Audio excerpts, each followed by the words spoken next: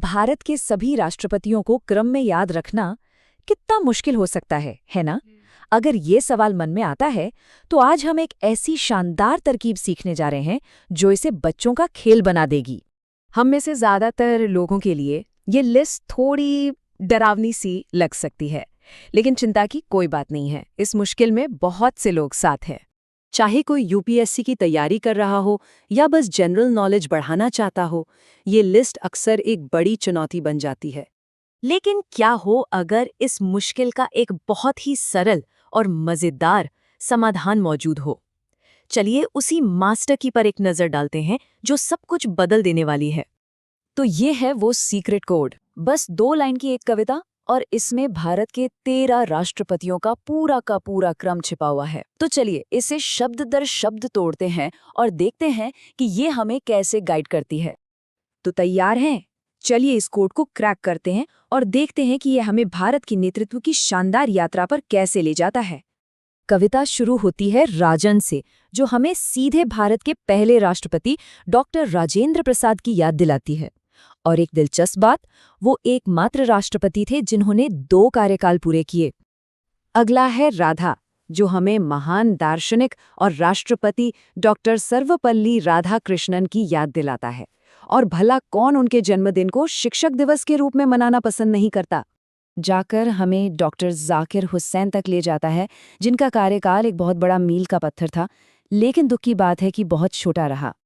देखिए, डॉक्टर हुसैन ने भारत के पहले मुस्लिम राष्ट्रपति बनकर इतिहास रचा, पर उनका कार्यकाल दुखद रूप से सबसे छोटा रहा क्योंकि वे पद पर रहते हुए निधन पाने वाले पहले राष्ट्रपति बने।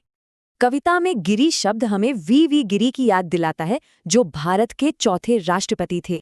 अब ये तरकीब और भी स्मार्ट हो जाती है। अली रेड्डी दरअसल एक व्यक्ति नहीं, बल्कि 2 राष्ट्रपतियों का एक बड़ा ही चतुर कॉम्बिनेशन है, फखरुद्दीन अली अहमद और नीलम संजीव रेड्डी। तो यहाँ 2 दिलचस्प बातें निकल कर आती हैं। एक तरफ फखरुद्दीन अली अहमद दुखद रूप से पद पर रहते हुए निधन पाने वाले दूसरे राष्ट्रपति बने, और दूसरी तरफ नीलम संजीव रेड्डी, जिन्होंने एक अलग ही इतिहास रचा। वो निर्विरोध चुने जाने वाले एकमात्र राष्ट्रपति बने, मतलब उनके खिलाफ कोई चुनाव ही नहीं लड़ा। कमाल है ना? कविता में जेल शब्द हमें ज्ञानी जैल सिंह की याद दिलाता है, जिन्होंने देश के कुछ सबसे चुनौतीपूर्ण समय, जैसे कि ऑपरेशन ब्लू स्टार के दौरान भारत का नेतृत्व किया। इसके बाद आता है वीएसएन। ये एक के बाद एक 3 राष्ट्रपतियों का एक बहुत ही आसान शॉर्टकट है। आर वेंकटरमन, शंकर दयाल शर्मा और केआर नारायणन। और ये बहुत ही महत्वपूर्ण है। केआर नारायणन का राष्ट्रपति बनना भारतीय लोकतंत्र के लिए एक ऐतिहासिक क्षण था। वो देश के पहले दलित राष्ट्रपति बने जिसने सामाजिक समावेश की एक मिसाल कायम की। कलम, ये शब्द हमें उस नाम तक ले जाता है जिसे पूरा देश प्यार से जनता का राष्ट्रपति कहता था, डॉक्टर एपीजे अब्दुल कलाम। और कलम यानी पेन, ये शब्द उनके व्यक्तित्व को, जो एक वैज्ञानिक होने के साथ साथ एक महान शिक्षक और लेखक भी थे, पूरी तरह से दर्शाता है। उन्हें मिसाइल मैन ऑफ इंडिया के नाम से भी जाना जाता था।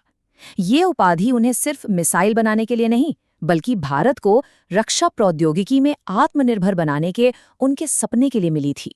कविता में अगला शब्द है प्रतिभावान, जिसका मतलब होता है टैलेंटेड, और ये शब्द हमें सीधे प्रतिभा पाटिल की ओर इशारा करता है। उनका चुनाव सच में एक मील का पत्थर था। भारत की पहली महिला राष्ट्रपति बनकर उन्होंने देश की करोड़ों महिलाओं और लड़कियों के लिए एक नई प्रेरणा जगाई। और हमारी इस कविता का आखिरी सुराग प्रणव हमें इस लिस्ट के अंतिम राष्ट्रपति प्रणब मुखर्जी तक ले जाता है। तो ये भी हमारी कमाल की ट्रिक, लेकिन कहानी यहीं खत्म नहीं होती। चलिए अब उन राष्ट्रपतियों पर एक नजर डालते हैं जिन्हें भारत के सर्वोच्च नागरिक सम्मान यानी भारत रत्न से नवाजा गया। इन 6 प्रतिष्ठित राष्ट्रपतियों को भारत रत्न से सम्मानित किया गया है। और एक बहुत ही दिलचस्प बात यह है कि डॉक्टर राधाकृष्णन और डॉक्टर कलाम को ये सम्मान राष्ट्रपति बनने से कई साल पहले ही मिल गया था, जो उनके असाधारण योगदान को दिखाता है।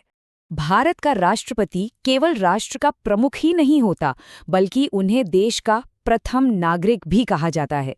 ये पद एक गहरी विरासत और एक बहुत बड़ी जिम्मेदारी का प्रतीक है। तो जब हम इन सभी महान हस्तियों को देखते हैं तो ये सोचने पर मजबूर करता है, एक राष्ट्र के सर्वोच्च पद के लिए सबसे जरूरी गुण क्या होते हैं? क्या वो दूरदर्शिता है, विनम्रता या फिर साहस? इस पर जरूर सोचिएगा।